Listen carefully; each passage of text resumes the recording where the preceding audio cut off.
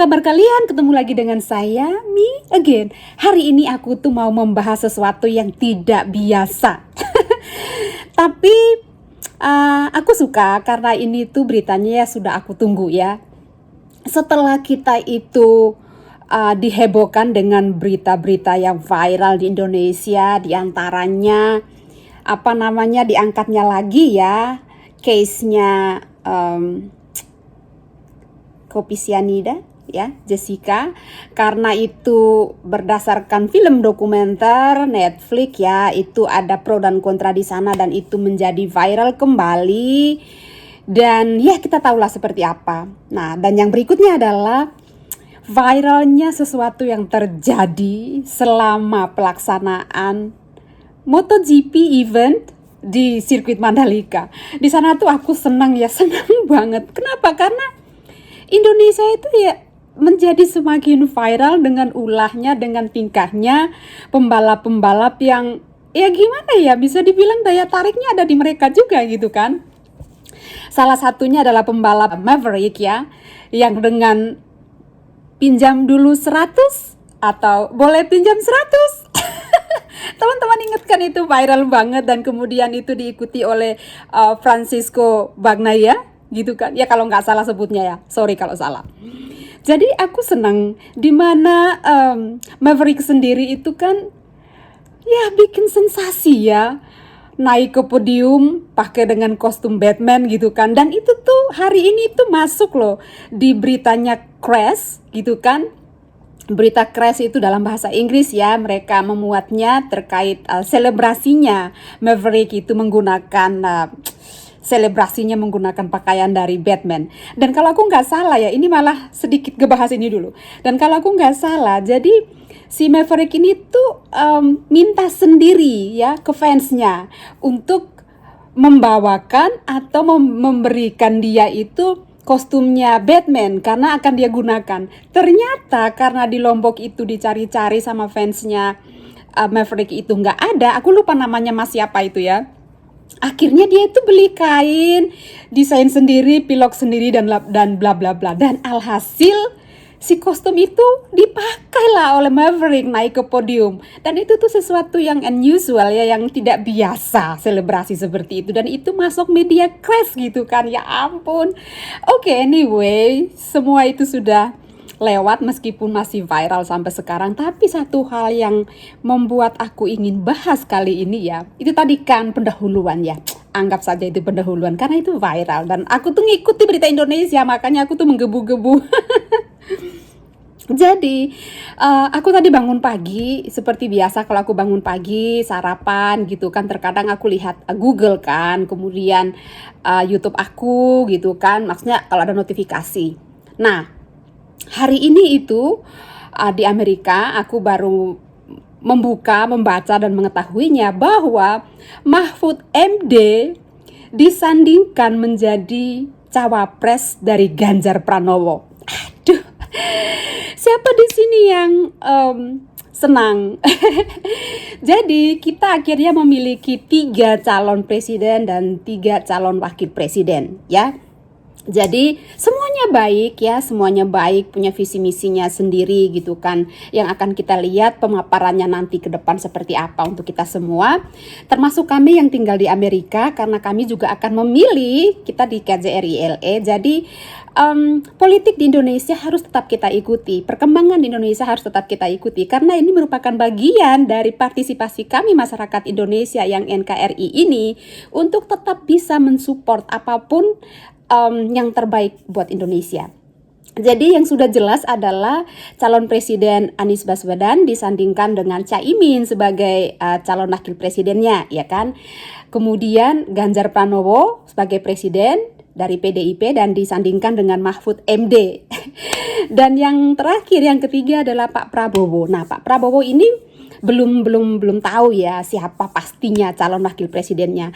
Ya, pernah ya digadang-gadang Gibran akan menjadi cawapres, apalagi dengan keputusan Mahkamah Agung yang terbaru terkait batas usia untuk menjadi cawapres. Aduh, sedikit agak pro dan kontra dan menjadi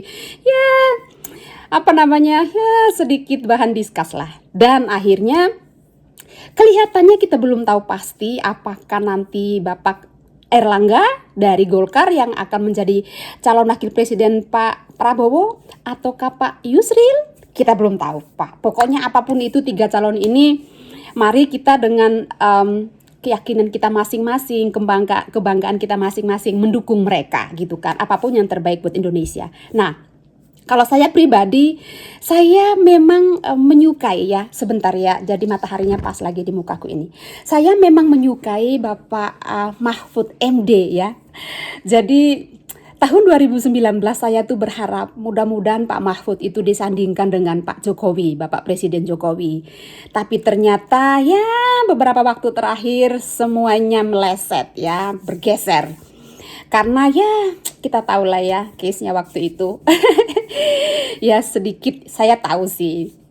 Nah, tetapi saya suka Pak Mahfud MD dengan sepak terjangnya. Saya suka ketulusan beliau, saya suka niat baik beliau, ketegasan beliau, kenegarawan beliau. Saya salut dan saya ingin sekali sosok seperti itu ada di Indonesia gitu kan. Saya sangat senang dan Pak Mahfud MD ini kan kebetulan ya pribadi yang memang tidak terlalu gimana ya, tidak terlalu show off ya, dalam arti begini, tidak terlalu nanti aku yang dipilih, nanti aku, tidak terlalu yang bagaimana nelongso juga tidak ya. Maksudnya setiap orang pasti ada perasaan gak enaknya ya ketika sudah dicalonkan tiba-tiba terus gak jadi seperti di tahun 2019. Tapi beliau cepat move on, itu yang aku suka karena jiwa kenegaraannya tuh tinggi, segala sesuatu untuk kepentingan nusa dan bangsa, itu yang aku salut. Nah, jadi beliau Pak Mahfud MD ternyata sudah didekati dari tim-tim, dari para politisi dari PDIP dan juga partai-partai pendukung itu sejak bulan April Mei ya tahun ini. Tapi Pak Mahfud MD masih ya gitu kan. Ya di samping berkaca dari situasi 2019 juga masih memantapkan hati. Sampai dengan Pak Presiden Joko Widodo beberapa kali menyebut dalam beberapa forum ya, menyampaikan bahwa bakal calon wakil presidennya Pak Ganjar adalah ini.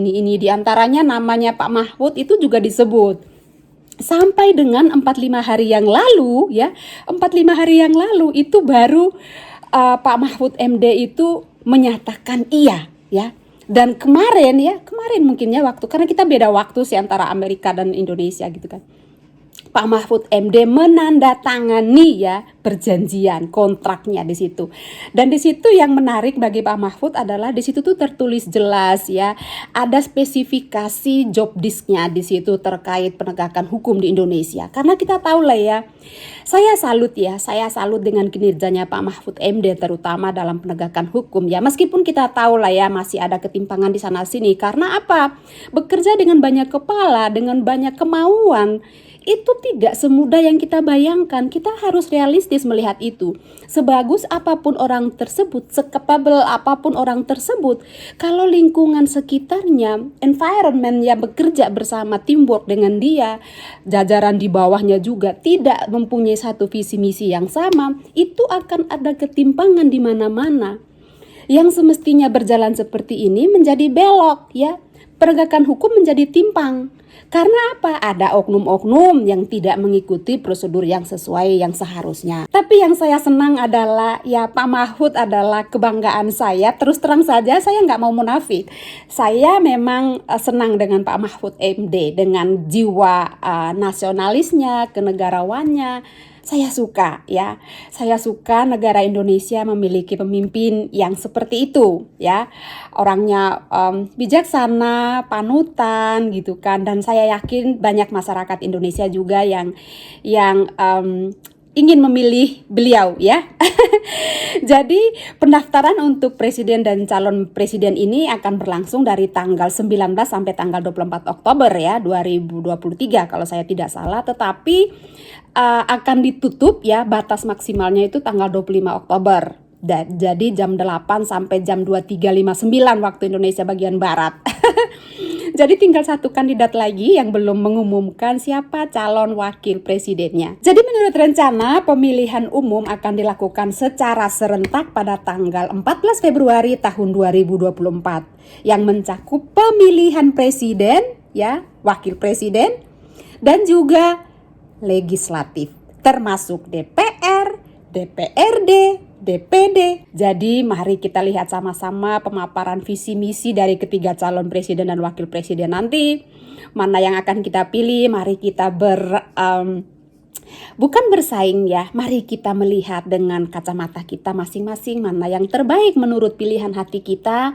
Ya kita tentukan ya, untuk nusa dan bangsa. Kalau bisa jangan golput lah teman-teman. Karena itu salah satu bentuk kontribusi kita sebagai warga negara Indonesia yang baik gitu kan.